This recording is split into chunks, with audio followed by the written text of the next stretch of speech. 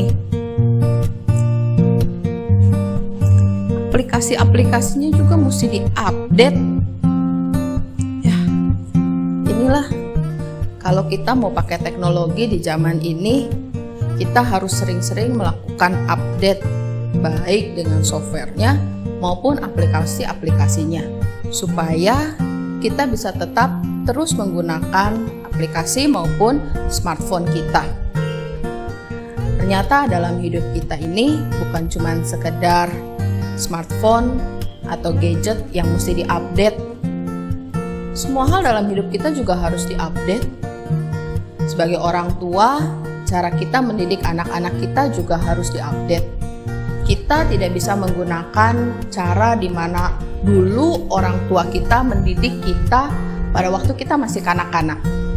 Kita harus menyesuaikan diri dengan pola pendidikan dan pola zaman di mana anak-anak kita bertumbuh dan berkembang. Kalau kita tidak mau melakukan update, maka kita tidak bisa melakukan banyak hal di zaman ini. Di kalangan anak-anak muda ada istilah kudet. Apa Bapak Ibu Saudara tahu?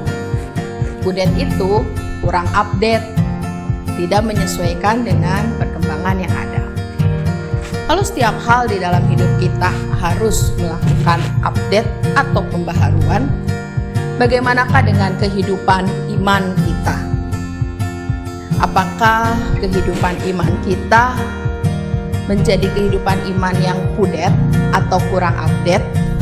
Artinya, sejak waktu kita menjadi seorang percaya sampai dengan hari ini, iman kita tetap sama, tidak bertumbuh, penghayatannya pun tetap gitu-gitu aja, dan kita merasa cukup kok dengan kita beribadah ataupun melakukan hal-hal baik. Hari ini kita mau belajar dari Kisah Para Rasul 19 ayat 1 sampai 7. Di dalam cerita Kisah Rasul pasal 19 ini, Paulus setelah berjalan melakukan penginjilan ke berbagai tempat, dia tiba di Efesus. Sesampainya di Efesus, dia berjumpa dengan beberapa orang yang diberi istilah orang percaya. Tetapi menariknya ketika Paulus bertanya lebih lanjut tentang kehidupan percaya mereka, mereka tidak mengenal siapa itu Yesus dan Roh Kudus yang ada di dalam kehidupan orang percaya. Wah, ternyata percaya mereka kudet, kurang update. Kenapa? Karena mereka merupakan murid-murid dari Yohanes Pembaptis, di mana mereka menghidupi kalau seseorang itu harus bertobat, menyadari, menyesali kesalahannya, dan harus menjadi pribadi yang lebih baik. Sayangnya, mereka berhenti sampai di situ. Mereka tidak punya pemahaman yang lebih lanjut bagaimana sih kalau hidup itu harus menjadi lebih baik. Bukan cuma sekedar menyesali dosa-dosa dan berharap akan sesuatu pembaharuan di depan. Paulus kemudian menerangkan tentang Yesus. Tuhan Yesus yang telah mengorbankan dirinya, memberikan hidupnya, sehingga kita semua menerima anugerah keselamatan.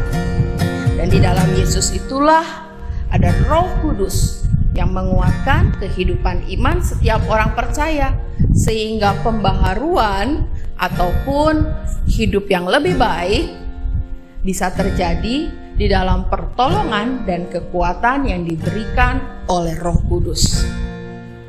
Orang-orang itu pun memberi diri mereka untuk menyerahkan diri mereka, menerima Yesus, dan mereka mengalami ketika hidup iman mereka dibaharui, diupdate, maka karya Roh Kudus pun mengalir di dalam hidup mereka dan mereka menjadi berkat. Bapak Ibu Saudara, mari kita merenungkan. Yang pertama, apakah selama ini kita hanya beritikat, membuat tekad bahwa saya harus hidup lebih baik, tetapi kita berulang kali jatuh dan merasa tidak mampu untuk melakukan hal yang baik. Kenapa kita bisa seperti itu?